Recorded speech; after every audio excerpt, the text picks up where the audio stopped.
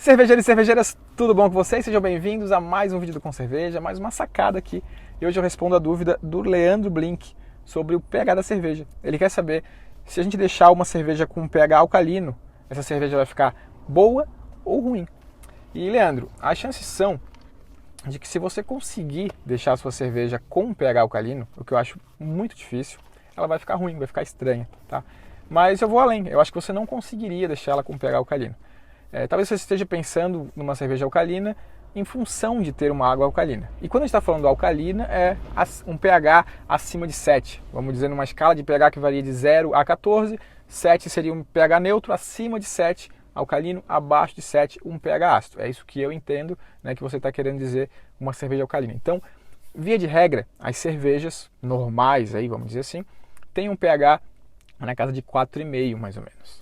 Tem as ácidas, né, como as sours, as lambic, que daí vão para 3,5, algumas para 3 ali, que realmente ficam muito fortes. A gente brinca que tira o esmalte do dente de tão ácida que elas são. Mas isso já é um pouco diferente, a gente consegue cervejas mais ácidas. Então, cerveja alcalina, ou seja, com pH acima de 7, nunca ouvi falar e dificilmente vai existir como cerveja mesmo, tá? Só para a gente entender um pouco a questão de pH durante o processo, que eu acho que é isso que daí vai deixar mais claro isso. Talvez o Leandro esteja falando sobre uma cerveja alcalina. Não sei se você já ouviu falar, muita gente aqui já ouviu falar a questão da água alcalina, que supostamente faz bem para a saúde, etc. Então, quem de repente fizesse uma cerveja alcalina tinha aí um marketing, alguma coisa por trás que poderia incentivar a venda, né? E tudo mais poderia ser muito interessante. Alcalinizar o corpo por dentro, tomando cerveja, ia ser bacana. Mas assim, basicamente, quando a gente está falando de mosturação, por exemplo, a gente vai utilizar água, vai converter os açúcares durante a mosturação. O pH ideal para mosturação é na casa de 5,2 a 5,8, vamos dizer, eu estou extrapolando, indo meio que para os extremos, assim, tá?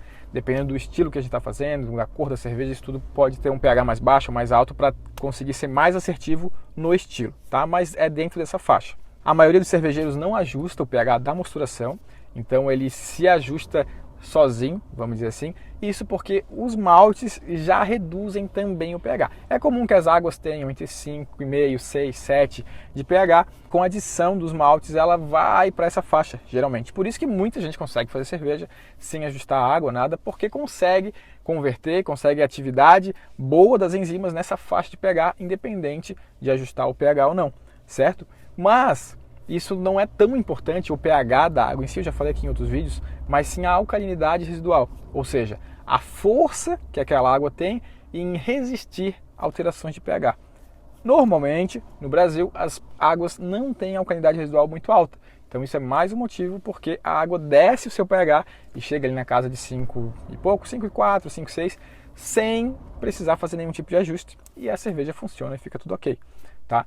Não é muito comum uma alcalinidade alta. O que seria uma alcalinidade alta? Você não conseguir abaixar o pH. Então, se você tivesse uma água alcalina com pH acima de 7 e uma alcalinidade alta também, ou seja, não conseguisse baixar, você teria uma mosturação falha. Vamos dizer que o seu pH de mosturação, aí não da água, tivesse acima de 6, para pensar que a gente conseguiria no final ter uma cerveja alcalina, tá?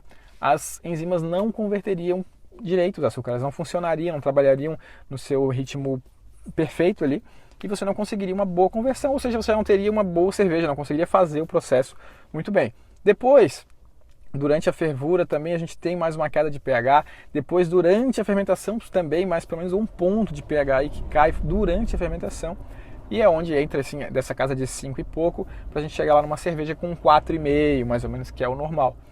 Então, só para entender, se você quisesse ter uma cerveja com pH 8, vamos dizer, uma cerveja alcalina, para fermentar, para chegar na 8, teria que estar lá por 9 o pH antes da fermentação, a mosturação teria que ser na casa de 9, pouco 10, as enzimas não estariam funcionando. Então você simplesmente não consegue fazer, você não conseguiria fazer essa cerveja e não é comum, tá? Não é comum mesmo. Quer tentar? Quer botar uma base na sua água e fazer uma solução básica e ver se funciona? É um teste, pode fazer. Na verdade, a gente ouve muito como que é, fala da regra, as enzimas trabalham nessa atividade. Não quer dizer que com pH mais alto elas não vão trabalhar, que elas simplesmente vão ficar totalmente inativas. Eu nunca ouvi nenhum estudo que mostre a faixa de pH onde elas deixam de atuar. Na verdade, tem a faixa ótima, que é o que todos os estudos que a gente analisa, já viu e tal, falam da faixa ótima de pH dessas enzimas. Eu ainda não vi um estudo que fale, ó, com pH 7 essa enzima simplesmente não funciona. Se a alfa-amilase, a beta-amilase não funcionar, não tiver nenhuma atividade acima de 7, daí ok, a gente não consegue de fato, daí eu poderia assumir com certeza, não dá para fazer cerveja com pH alcalino. Se não, daria para fazer o teste, mas eu não confio que vai ficar bom. Eu acho que é só mais para vocês terem uma breve noção sobre o pH, ver como ele é importante e também para ver aí, como o Leandro, que muito dificilmente você conseguiria fazer uma cerveja alcalina.